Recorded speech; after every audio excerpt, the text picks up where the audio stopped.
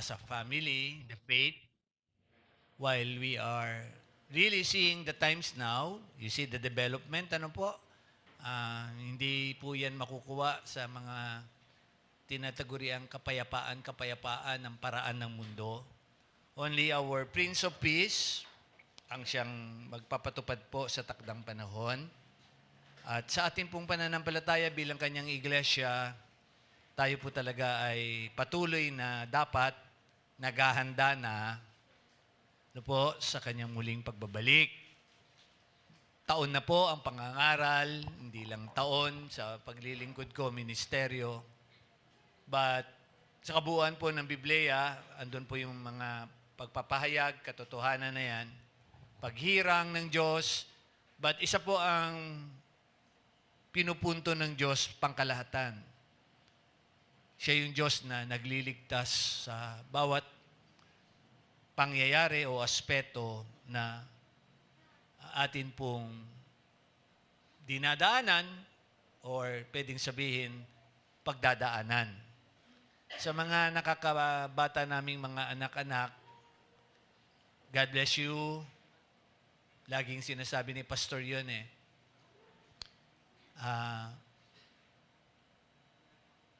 Kayo ay pinagpala na kayo ay merong mga magulang na nasa Panginoon. Although paulit-ulit naman din si Pastor doon, walang perfect. Okay? But, ang mahalaga, yan, Charlotte, sila Kim, sila Dre, sila MJ natin dito, mga anak-anak na nandito ngayon. And someday, sila Joanna, I hope you can comprehend ang ibig ko sabihin. Compared sa mga magulang na wala sa Panginoon, kayo ay pinalalaki, kayo ay idinadalangin na sa tinatawag na legacy ng pananampalataya ay inyo rin mararanasan pa. Very po si Pastor today sa mga panahon. Ang puso ko po lagi ay ma-maximize na natin ang ating mga buhay. I hope patuloy po kayong nagbabasa ng mga pinupost ko. Yung nire-repost ko po actually, hindi ko yan, in-acknowledge ko yan, hindi ko yan materials. But nagko-confirm yan sa katatayuan ni Pastor sa pananampalataya natin. So, sinishare ko yan sa inyo. Maging dagdag parchment, kung tawagin ko nga. Scrolls and parchment ni Pablo. Maging dagdag kaalaman, tulad ng mensahe ko last week, katulad ni Lucas, no po, although may kasabihan din, yung masyado daw matalino na yata, ay nagiging luka-luka. No po. Totoo yun eh. Pag mataas ang IQ mo, abnormal ka. Diba? Pag mababa din naman ang IQ mo, abnormal ka pa rin. So,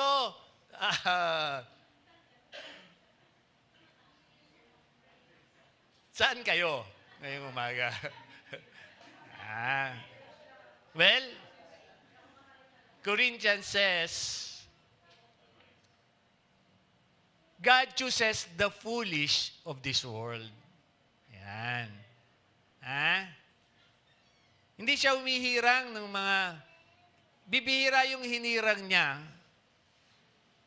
Although, salamat sa katulad ni Moses, marami yung kaalaman. Pinag-aral ni Parowa, laking Parowa yon, sosyal. Ganon din si Pablo. Biruin mo ang kanyang mentor, ay si Gamaliel, na ika nga, sa mga kaalaman, no, patungkol sa kultura ng Hudyo, ay naroon. But, sabi nga, sa isang katotohanan din, kung pang-espiritual ang iyong kaalaman, ikaw ay matalino sa Diyos. Bakit pinaunawa muna ni Pastor ito? Kasi bago ko ipahayag ang ating pag-aaral po sa araw na ito, napakahalaga. I stand before you bilang rumaranas ng katotohanan na ito. At patuloy, rumaranas, tama ba yun? Dumadanas, basta, yun yung idea. Ongoing. Isang aral sa Bible na naranasan din po ng Diyos. At hindi lang tayo. Although ako po, I speak as a servant of the Lord, bilang lingkod niya, sa aspeto na yon. Yung dinadanas ngayon nila Sister Marie, upcoming sila. Last Friday na lang natin, ma'am, yung schedule niyo. Upcoming sila sa pagkakahirang dapat. Sila Asi, yung mga dumadaan ng mga aspeto na yon. Nabasa niyo ba yung pinost kong about breaking? Binibreak tayo ni Lord, ongoing yon. Pataas ng konsepto yon dapat. No? Kaya nga ito yung mga pinipray ko dito pinapaunawa ko. Not every breaking season is meant, yung pinost ko dito, di ba? And nabasa niyo siguro yun, ready Lord, higher level. Pataas yan Karanasan sa Panginoon, kaalaman sa Panginoon, at pamumuhay sa Panginoon. Diba? Hindi lang kaalaman, o mga nag-FS, no bidu. Dapat no bidu yan Then nagmensahe na rin ako about spirituality. Di ba? Saan na ang iyong spirituality? Yan. So, nag-ugnay-ugnay po lahat yan. And touch po ako dito sa material na ito nung isang gabi. Dahil, ito po ngayon ang dinadanas ni Pastor. The Lord is preparing me, sa bandang baba na po, sa isang mas mataas na magiging pangyayari. Yan. Yan, sabi diyan. So if this season feels heavy, remember that God only trusts great weight to shoulders He has made strong. Just like Paul, sabi niya, when I am weak, then I am strong. Ang ganda ng t-shirt na biniles para sa leaders. We can do all things in Him that strengthens us. And there's so much. And yung isang pinost ko ng isang araw, yung mga great men ng Bible, di ba? Na nakita nyo ba yon? Yung dinaanan nila, mga dadaanan nila. Ayan, yung when strong people feel weak, yan, sa mga materials ko po yan. I hope nakaka-relate kayo Di ba? The likes ng mga nandito sa picture na ito. And syempre, online, ina-acknowledge ko po ang mga materials ninyo, magaganda pong pagpapaalaala. Kasi hindi ko naman po ito magagawa na. Hindi ko na magawa ng picture and mga thank you po na i-share namin, na i-repost with your, of course, consent. Kasi kung ayaw nyo po itong ipa-repost, hindi nyo ito lalagyan ng share. So, alam ko naman po, meron din kayong mga dito. Kayo pa nga nagsasabi sa amin na paki-share. Ayan. May share natin ng mga paalaala na ito, pang-encourage. Di ba? O the likes ni Elijah, Jeremiah, Jonah, andyan po sila, Moses, Job, David, and sa picture na yan, Pastor Ed. Nandito pala ako. Nandito ako sa picture. Nakita niyo na ba to? Hanapin niyo si Pastor Ed yan, ha? Pag nahanap niyo, meron kayong sa akin, LO, meron kayong love gift sa akin. So, tingin si Kim, ba't nagtatanong si Kim? Saan yun? Hanapin mo si Pastor Ed dito mamaya. Dito sa picture na to, hanapin mo. Yung mga pinupost ko. And, sabi dyan, when strong people feel weak. Well, ganda. These are all preparations pala. And so, what is Sister Marie's and Kim's, ngayon, almost a month, and yun nga,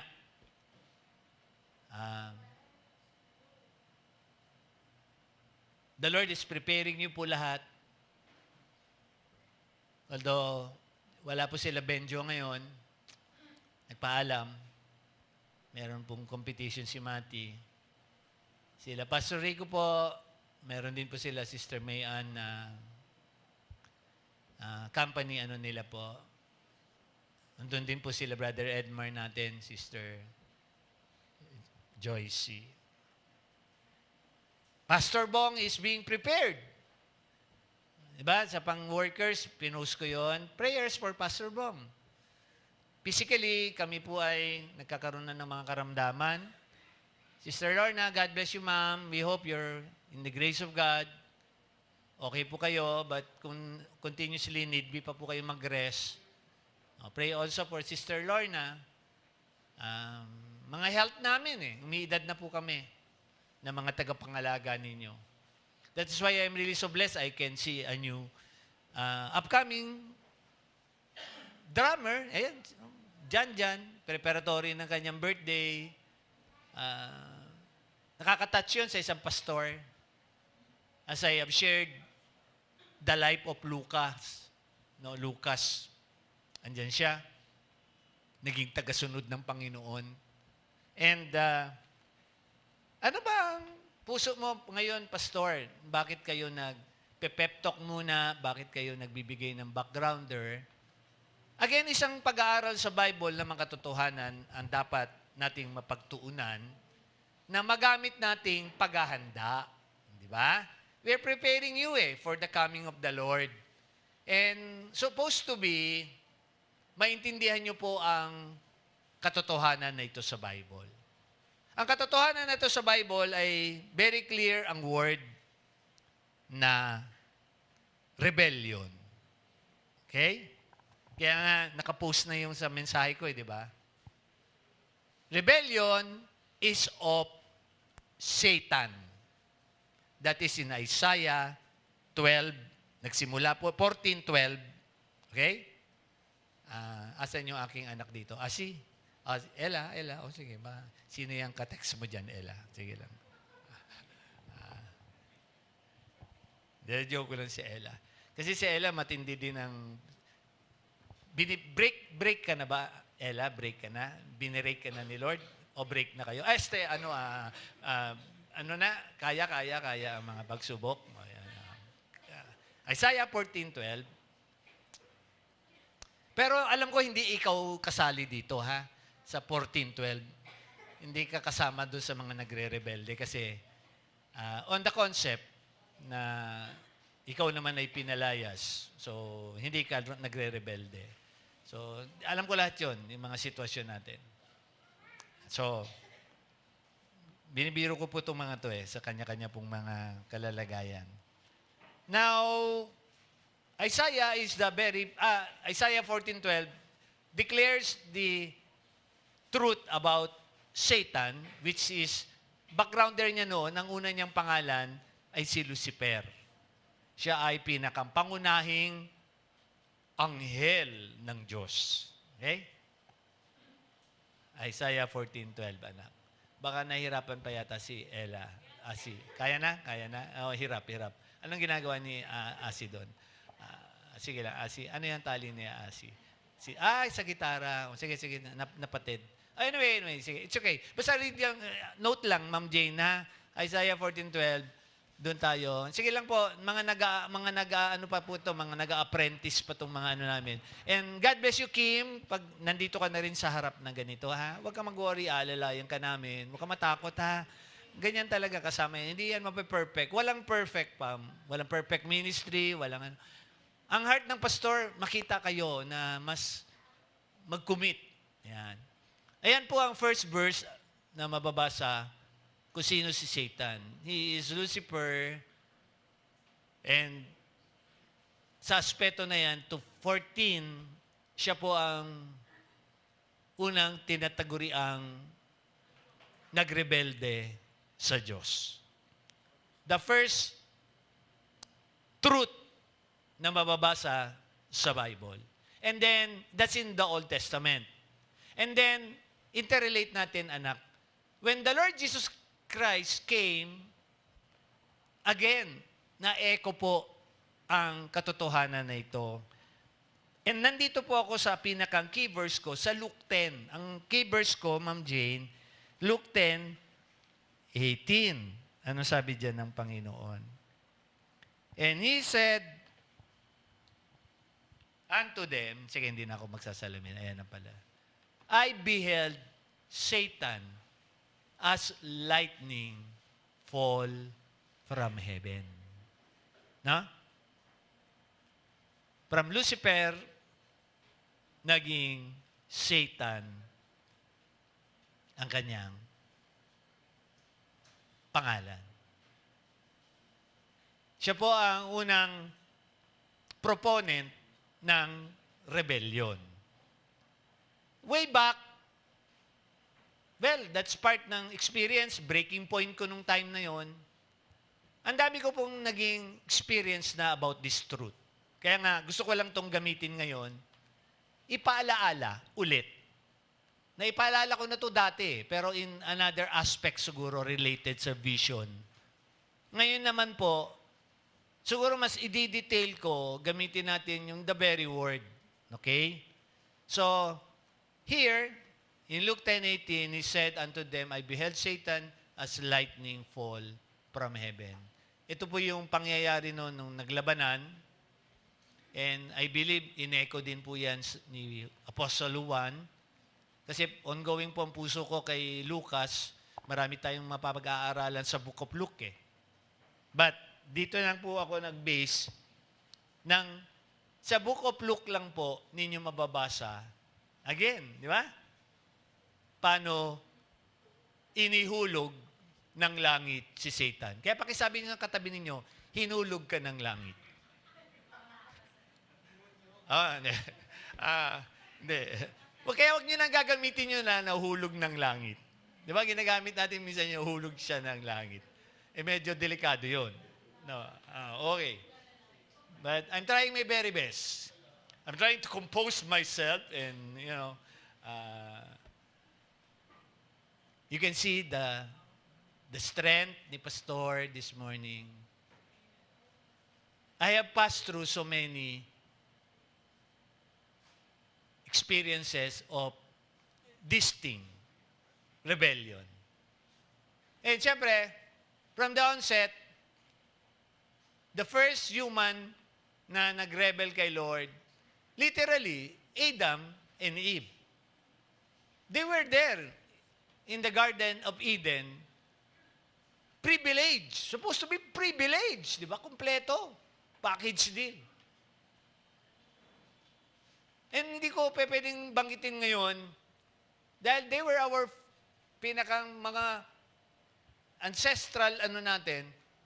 They had the Spirit of God then. The breath of life. Meron sila noon. Kaya nga, talino ni Adam napangalanan niya lahat ng klase ng hayop.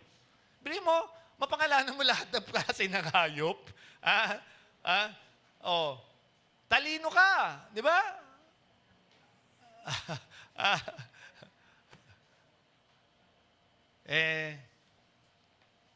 Si Pastor nga, ang dami na ako nakakalimutan ng mga words.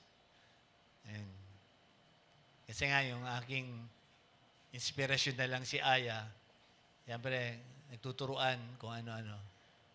Kinukorek ako noon minsan. Pag namali ako ng banggit doon sa yung animal na toy niya, no, that's that's frog. Ganun, niloloko ko Alam niya. And, yes, as of now, innocent. Pwede ko sabihin na ang mga anak-anak, apo, abang andun pa yung innocence, age of innocence, wala pang rebellion. But later times, pag hindi na palaki kay Lord,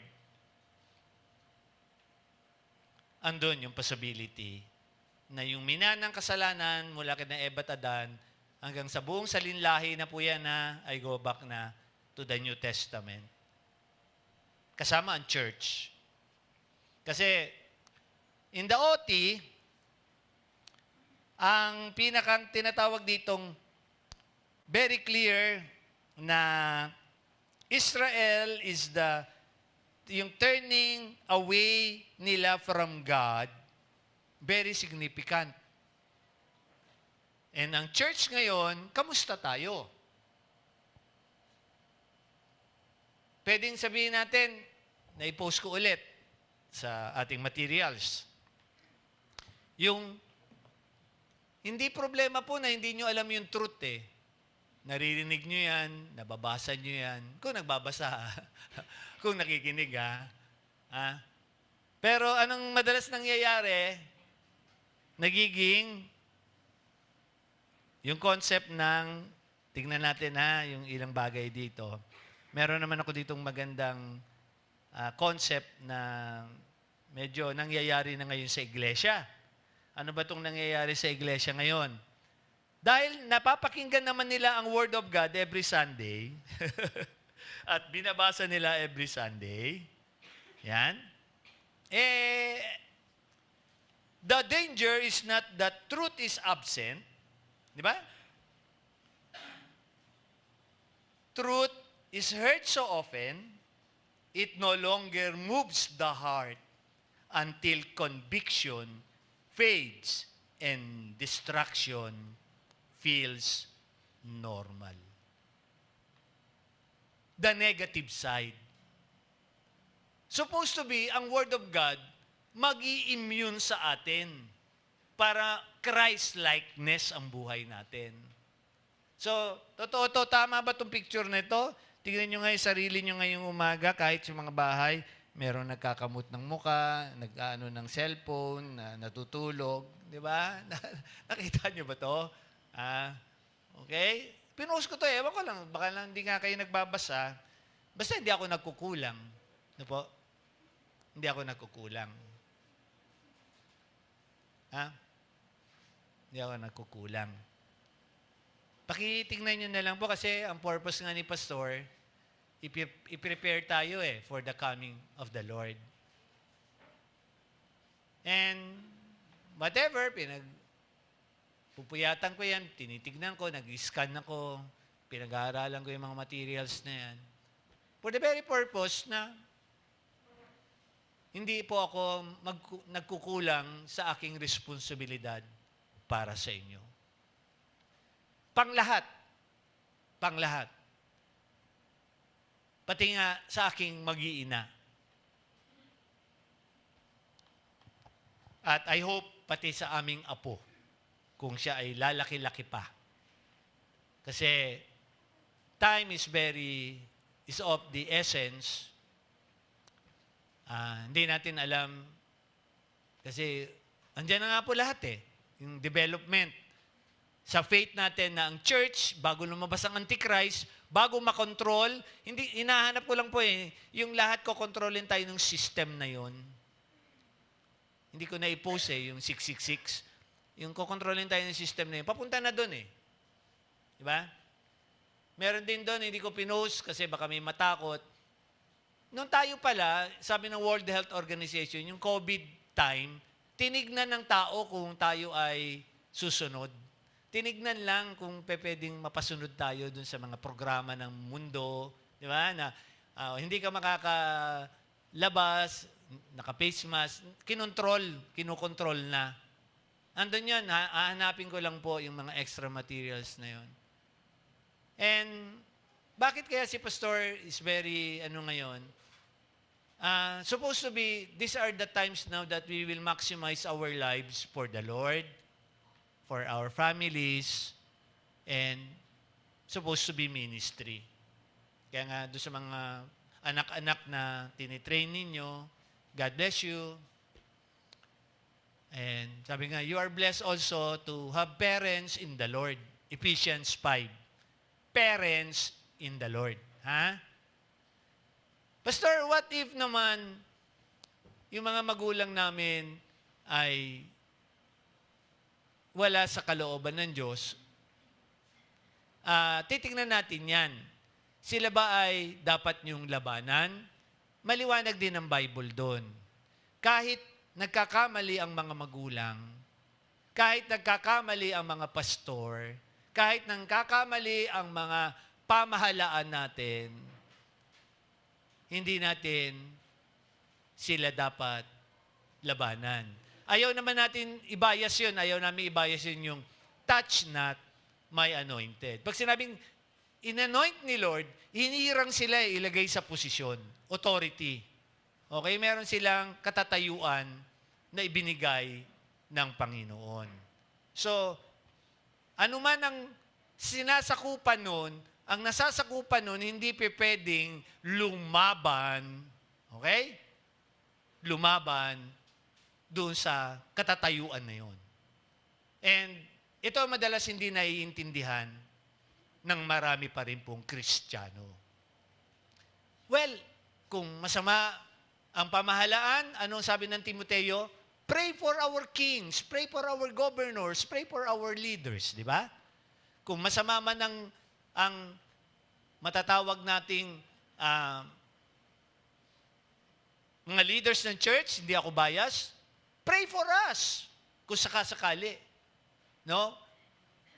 Pero, maliwanag din, merong forewarning, Matthew 7, i-double check nyo naman talaga. Kung yung mga leaders ninyo ay mga matataguriang false teachers or false pastors, prophets. Ano naman ang nilalaman ng Bible din doon? Ililipat kayo ng Diyos sa ibang kawan. John 10, ililipat niya kayo. Hindi kayo pababayaan ng Diyos na manatili, pero yung mga nananatili pa rin sa mga church-churchan o pastor-pastoran, kayo na yon. Ibig sabihin, sorry. Baka nagre-rebel kayo sa Diyos, pinapaalalahanan na kayo ng Diyos na nasa maling kalalagayan na kayo, pero ayaw nyo pa rin magpasakop. I-define natin ngayon ang true meaning ng rebellion para mas define sa atin. Mga anak, Charlotte ha, salamat, si mama mo dinadala ka kay Lord, di ba? Kasi meron daw mga bagay pala na nilalaman ang word na rebellion. Sa Tagalog, pag tinagalog, anong gusto niyo yung Tagalog ng rebellion? Rebelde, di ba? Lumalaban. Bahala kayo, no? Basta, alam ko naman, alam niyo yung concept eh. But in Hebrews, mered. Mered, M-E-R-E-D. Mered. M-E-R-E-D. Mered. Kaya nga yung mga married dyan, yan, mga married dyan, nakalagay din yun eh. Di ba?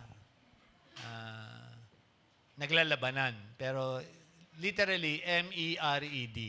Hebrew. It means, listen it means, it refers to an overt revolt or defiance against authority. That's the Hebrew meaning, mered. Pero, hihimayin natin para mas makita ninyo ang other words about interrelated in the word mered. Okay? Let me read. Mered. Ayan. There is this first word, pesha. P-E-S-H-A, pesha, intentional transgression. Pag sinabing intentional, may ganyan palang klaseng pagkatao. Meron siya lagi nito. Intentional transgression. Grabe. Naano ko na to? Naranasan ko to sa church. Yung mga naghahangad, di ba? Katulad ni Satan, hindi siya nakontento na siya na pinakang bodyguard ni Lord. Ako nga, maka-doorkeeper lang, masaya na ako eh. Diba? Pero kung baka naman sa millennial, kunin akong bodyguard ni Lord, edi, wag niyo na ako yung botong mayor sa millennial. Kahit bodyguard na lang ako ni Lord, okay na ako doon. Sila Ebatadan, nauto ni Satan, Sinabi ba sa inyo na pag kinain nyo yan? Pag kinain nyo yan, magiging Diyos kayo. Diba? Yun din yung ginamit niyang panglilin lang kay Eva at Adan. And ngayon, marami pa rin pong Kristiyano ngayon nalilin lang. They have this intentional transgression. No? Yung paghahangad. At hindi sila, ito yung mga meaning ng about rebellion. Pesha, intentional transgression. Second is Meri, M-E-R-I, Meri, nakakalungkot ito. Talagang matatawag na bitterness, stubbornness. Ito naman talaga yung lalagain mo na, i-broiler mo na, and to the most pressure cooker at saka pugon ng bakery, stubborn. Yan. Tulad ng bansang Israel. But actually, hindi lang bansang Israel ang pinuputray na stubborn heart sa Old Testament. Human nature itself, Eva at Adan, they were stubborn at the time. Sinabihan sila ng Diyos na huwag niyong kakainin yan. Pero, kaya nga totoo yun nagamit namin ilustrasyon dito yun, di ba? Si Aya ngayon, alam na niya pag sinabing hot, kasi hinawakan niya yung, nadala siya. Di ba? But well, learning yun. Experience. So, there are times sa Christian faith natin, hindi maaalis yun.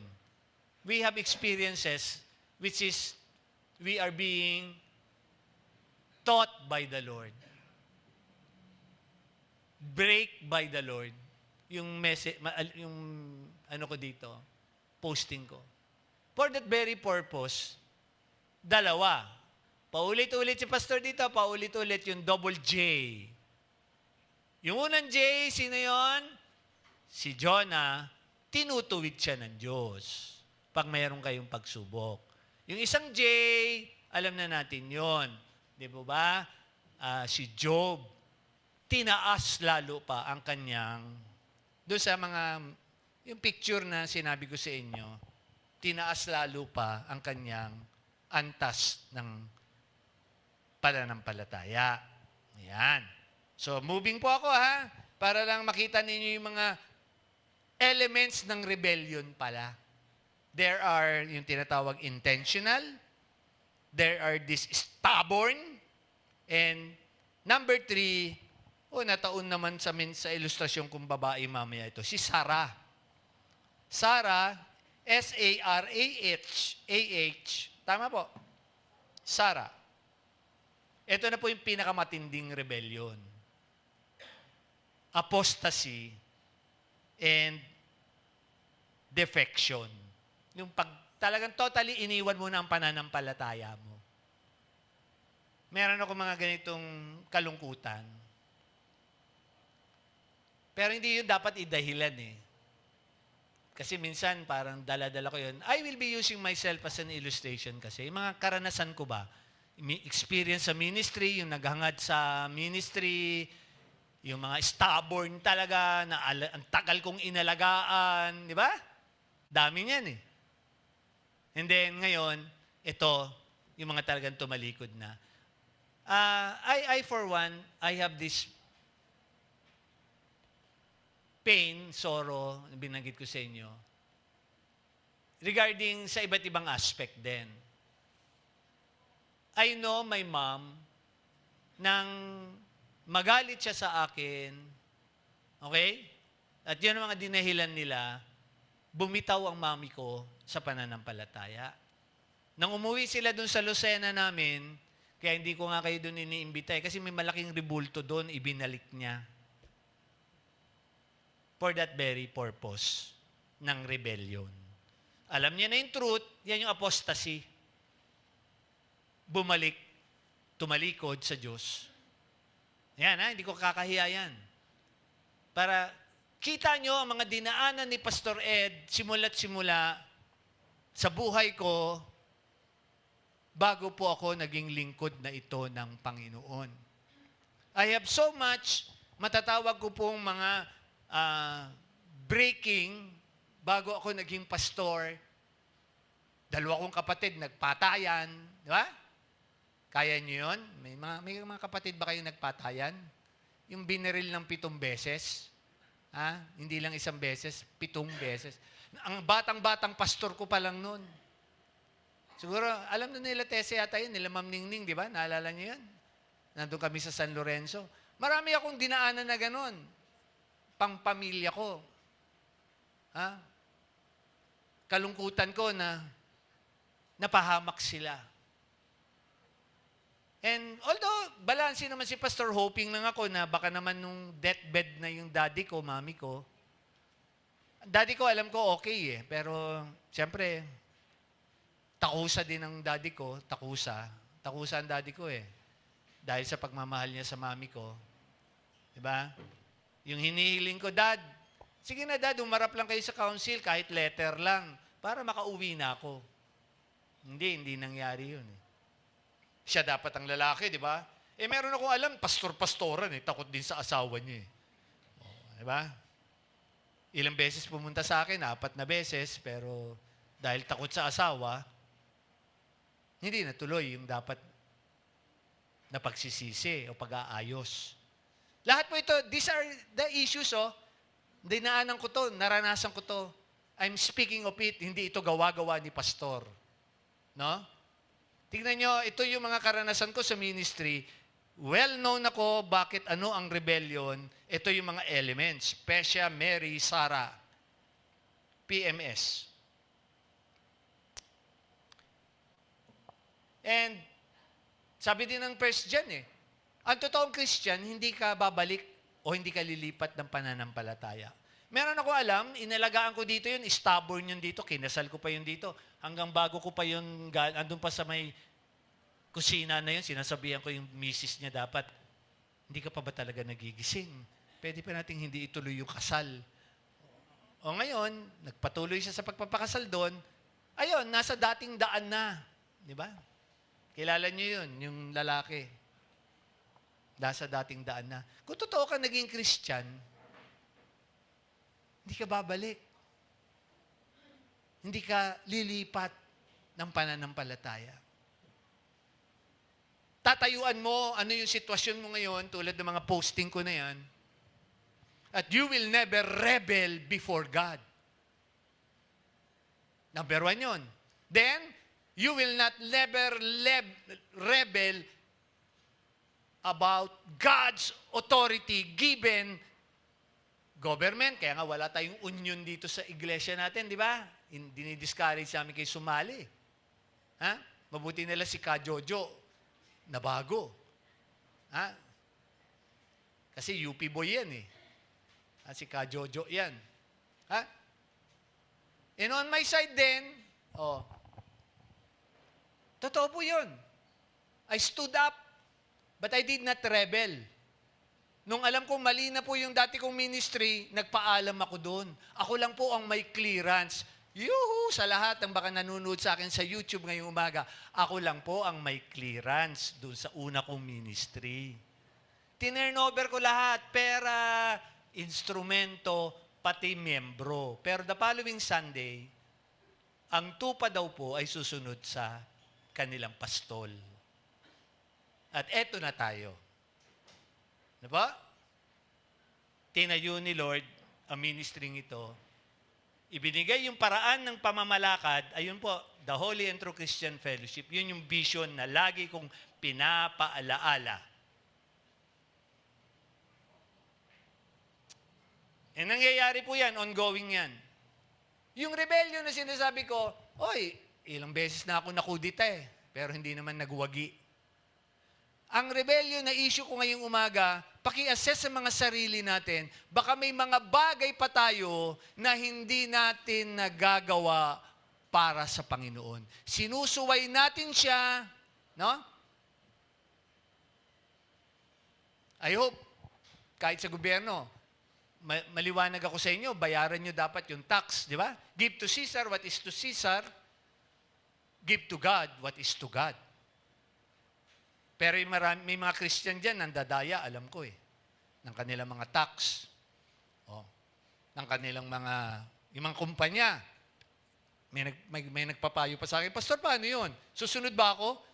Sabi ko, basta along the authority, inutusan ka ng boss mo, ibigay mo yan. Kung nangihingi ng lagay sa iyo sa BIR, ibigay mo yan. Pero hindi galing sa iyo, galing sa boss mo. Pwede yun. Pero kung hindi mo na kaya yun, nako-convict ka na, edi, mamaalam ka na doon sa boss mo. Alam ni Pastor Bong yan. Si Pastor Bong dati, inuutusan niya ng boss niya sa kabilang bahay. sa kabilang bahay. Ay, hindi kinaya ni Pastor Bong. Di ba? Pinagdadrive. Ay, hindi kinaya ni Pastor Bong. God bless you, Pastor Bong. Nakaya mo yun na iwanan yung ganon. Hindi ko tinataas yung mga yan. Si Brother Edmar, andiyan ka. God bless you this morning. Gamitin lang kitang ilustrasyon na totoo yun eh, yung sip-sip, gas, kurudo sa mga barko. Yung mga kasamahan niya, ginagawa yun. Pero si Brother Edmar, tinayuan niya yun. Na hindi niya tinatanggap yung mga hatian. Ilan sa atin, sa maliliit na bagay lang. Bip, bip, Ma'am Ningning, alika nga dito, Ma'am Ningning, tungkol sa tights, alika nga dito. Kilala mo kung sino nagta-tights talaga di ba? Alika. Diba? Wag nyo nang hintayin yung mga may trabaho. Hingihan ko na kaya kayo ng ITR ninyo para makita namin talaga kung totoo yung ninyo, tights ninyo, di ba? Little things, pero akala natin ang mga rebelde lang, yung mga mabibigat na rebelde, yung mga gera, rebelde, yung sa church. Hindi po. Kahit ang church, sa maliliit na bagay, ay meron pa rin po matatawag. Itong mga intentional, stubborn, and defection. Ako, nalulungkot ako ngayon, may minomonitor ako ngayon, kaya nakapost ako eh. Hindi ako naniniwalang busy sa trabaho. Kung kinukonsider akong pastor, dapat kinakamusta man lang ako di ba? Or ina-update ako Nag-observe ako, baka hindi siya para sa atin talaga sa Holy and True. Nag-try siya, pero hindi umubre. Di ba? Hindi dahilan ng trabaho Si Ella, nagtatrabaho din pag Sunday, di ba Ella? O may pasok ka pag Sunday. Pero ina-update mo ako, di ba anak? Lalo na pag sinisenda na kita ng love gift mo, di ba? Ganon. Thank you, Pastor, di ba? Kahit pa paano, ina-update ako ni Ella. Thank you, Pastor. Pero yung biglang nawawala na lang, 1 buwan na Sino kaya nga si Pastor? Bakit nga naman ako para maalaala? Okay. Lahat yan, nakikita ko yan.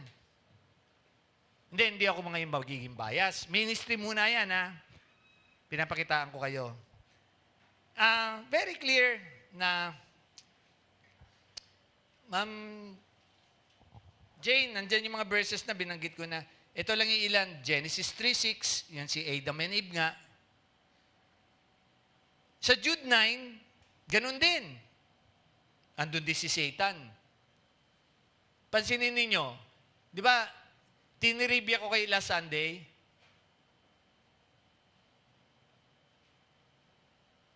si Moses, buhay ba o patay?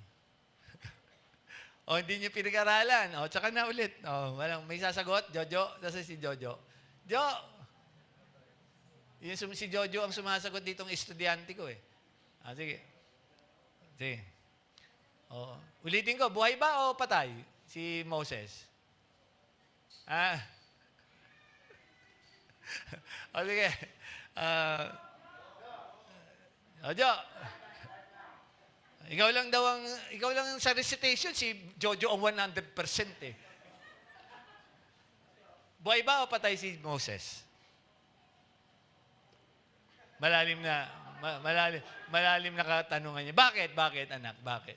Bakit buhay? Dahil, ano mensahe ko last Sunday? The God of Abraham, the God of Jacob, the God of Isaac, the God of Isaac, the God of Jacob, is what? Is alive. Na, hindi ko naman sinabi doon kung ang tanong ko, either buhay o patay. Diba? Hindi ko sinabi doon kung muli ba siyang nabuhay o muli ba siya ba'y namatay. Well, clear naman sa Deuteronomy, nilibing siya talaga. Pero sa Jude 9, kinukuha ni Michael the Archangel ang katawan niya. Ha? Bakit kinukuha ni Michael the Archangel ang katawan niya? Yan yung mga magagandang faith di ba? Bakit kinukuha ni Michael? Kasi, sino ba yung babalik na dalawa? Sabi ng karamihang mga theologians, mga hindi pastor-pastoran, si Elijah yon at saka si Enoch. Kasi si Enoch, si Elijah, sila yung mga na-caught up bigla. Hindi sila namatay kinuha lang sila ni Lord. Enoch walked with God and he was gone. Elijah was gone. Sabi naman ng ibang theologians, Moses represents the book of law, the law. Elijah, the prophets. Sabi ng iba, yung mamamatay dyan sa Revelations na dalawang witness ay sinasabi nila, but syempre, theologians to either Moses and Elijah. Now, papatayin, tapos babangon, makikita ng marami. Andyan yan sa Revelations. Pero later times ko yun ipipresent. Here, Satan was trying to get the body of Moses. So, maganda, no? Magandang faith twister. Ready nyo na lang yung mga tanong nyo pagharap natin kay Lord anytime, ha? Ready na ba kayo na dadating si Lord? May mga katanungan ba kayo sa Panginoon na hindi kayang sagutin ni Pastor? So, i-ready nyo yung mga tanong nyo yan sa darating na panahon. Then, also here in 2 Corinthians 4:4, they were blinded of the God of this age. Siya kasi ngayon Ephesians, andyan din po yan, 6:12. Itong spiritual realms na to, itong spiritual warfare na ito, ayan kay Satan yan yung labanan na yan. Okay? Ang gusto ni Satan, hindi ko na isama yung posting kong 666 Inaano niya kayo sa isang sistema ng paglaban sa totoong Diyos. Pasasambahin niya kayo tulad ng Panginoong Hesus. Sabi niya, anong sabi niya sa Panginoong Hesus? Sambahin mo ako. Ibibigay ko sa iyo ang buong di ba, napatawa ko na sa inyo dati yun, di ba? Anong sagot ng Panginoong Hesus? Anong sagot ba? Naalala niyo yung term ko? Ganyan si pastor magsalita di ba? Ito ako Da? Ano yung word ko dating ginamit? Ano sagot ni Jesus kay Satan? Luka ka ba? Di ba? Luka-luka ka ba? Inagaw mo lang kay Adam and Eve yan Binigay ko kay Adam and Eve yan Tapos, ibibigay mo sa akin. Parang ba nanonood sa mga drama-drama? Hindi mo ba alam? Galing yan. Ako ang nagbukas ng kumpanya mo. Ako ang, pero nasa bahay lang ako kasi mahal na mahal kita. Ako ay yung mga nanonood ng mga drama-drama na yan. Napapanood niyo ba yon? Yung mga yon? Hindi ka na nanonood kasi anak ka. Ako nanonood pa rin kasi tinitingnan ko yung mga kwento doon. Yung hindi napapahalagahan. Nalilin lang. Current events kasi si Pastor, tinitignan ko habang nag-aantabay din ako ng mga katuparan kay Lord. So, andyan yung mga verses, Ma'am Jane. Tapos, habol lang natin itong ilan. Hindi ako magpapakatagal. Also here,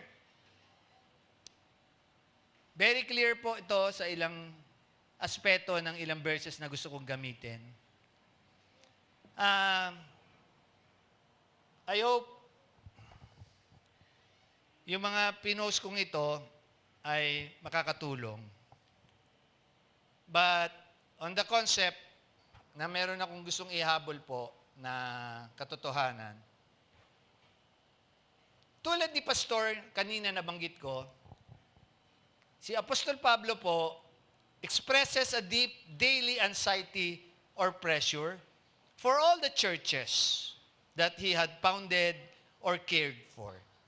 Stemming from his profound love and apostolic responsibility, his concern centered on the spiritual, doctrinal, and moral health, and urging the believers to be united, pure, and steadfast in the face of external persecution,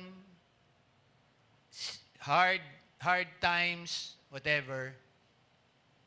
And I have experienced so much, seen so much rebellion, not just in government, families, and even churches now.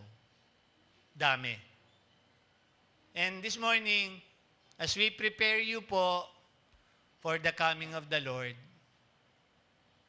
wala pong puso si Pastor, I stand here before the Lord. Alam po ito ni Lord. I, for one, is now experiencing this higher level of rebellion. And I hope, sa breaking point na ito ni Pastor, pray for your pastor, di po ba? Pray for my family. Makakayanan namin itong mga aming mga dinadaanan na ito.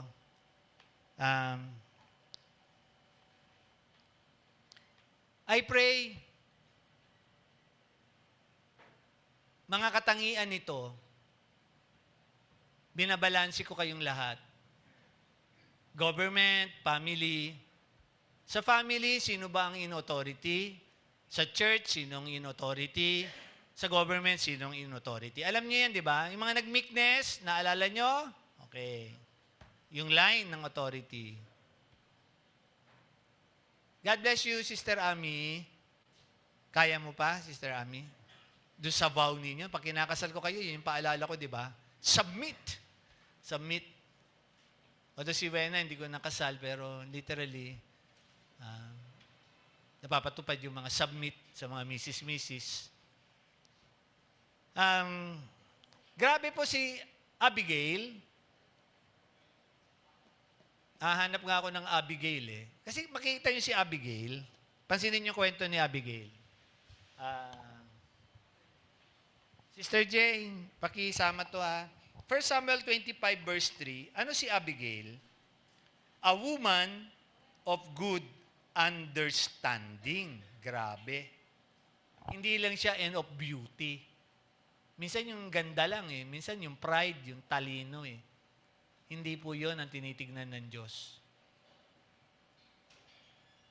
Kita niyo po si Abigail, a woman of good understanding. Medyo may kalungkutan si Pastor ngayon. Kasi siguro nga kung sa iba,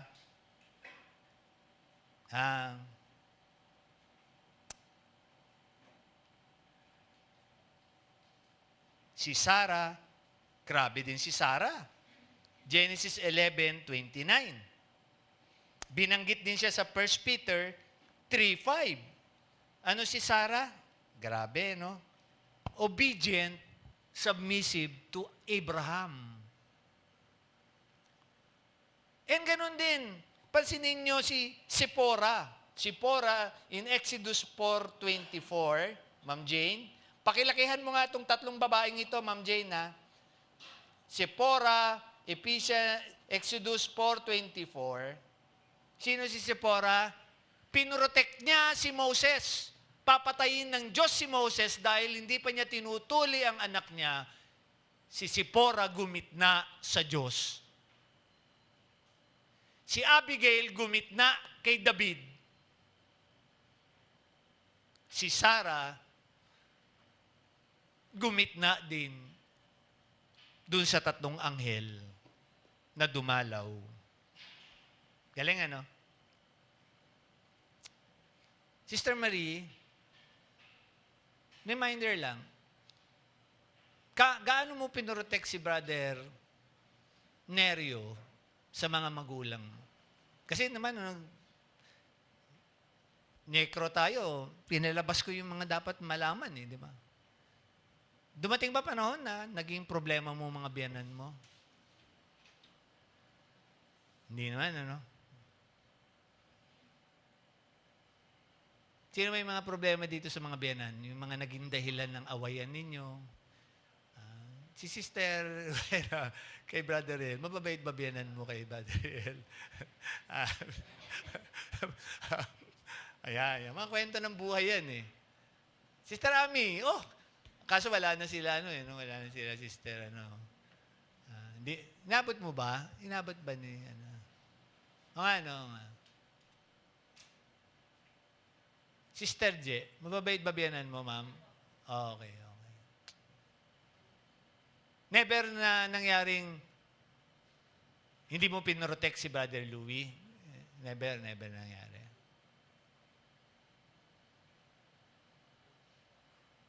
Si Pastor Ed po ngayon, I have my highest level ng sitwasyon. My word is this.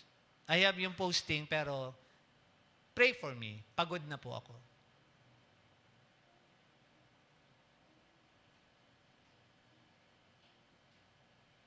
I pray this will not be my last message.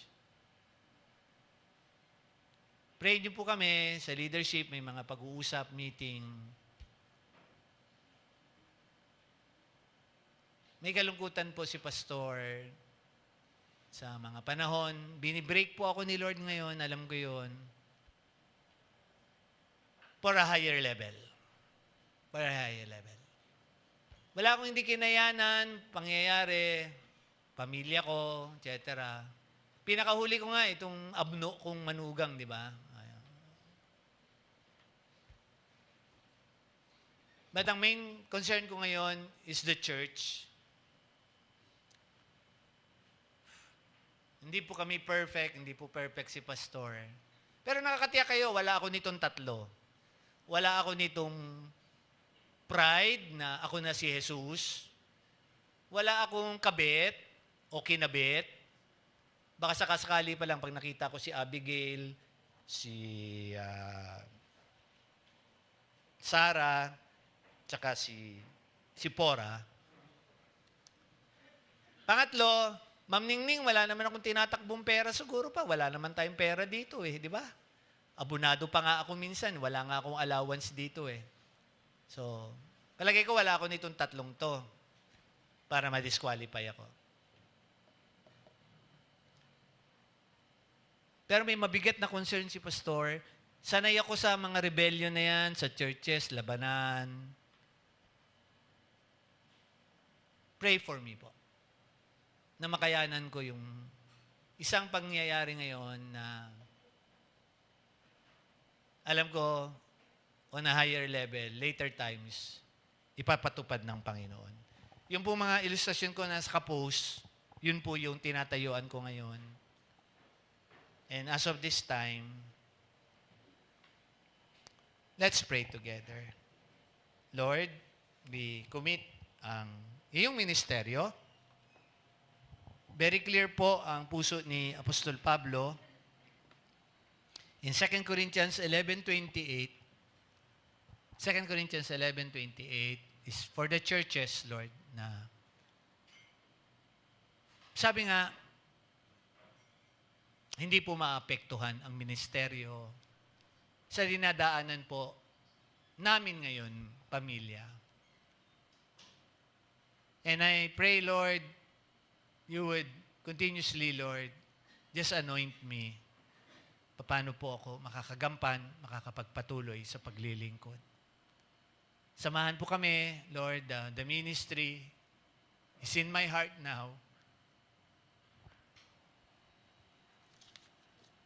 These elements, Lord, the intentional transgression through emotions, galit, bitterness, stubbornness, and defection now, sakasakali, Lord. Marami po kaming ganyang mga naging kapatiran, tumatalikod sa inyo. These are all but rebellion, Panginoon. Mered. Mered. And help us, Lord, in this ministry, the leadership sa mga panahon din pong ito. Alam ko po, patuloy ko po sila makakaagapay. And I hope and pray ang mga kapatiran po namin ay magpapatuloy din po kami, Lord, habang nag-aantabay kami. Ano man ang mga katatayuan ngayon ng mga kapatiran namin, may mga karamdaman, may mga pagsubok, may mga sitwasyong may hirap. Babalik ka, Panginoon. Babalik ka para isakatuparan ng mga pangako mong ito sa amin. Huwag po kaming bibitaw, Lord. Huwag po kaming mai-immune. Huwag kaming makukontento na dadako kami sa rebellion sa darating pang panahon. Maluwalhati ka sa mensahe ko po. Lord, ito po ang puso ko. Lord, I pray, hindi lang dahil naging ilustrasyon that you are breaking me, Lord. Sa dinadala-dala ko na pong pagkatagal-tagal na concern. Maluwalhati ka, O Diyos. Magtitiwala po ako sa inyo. In Jesus' name.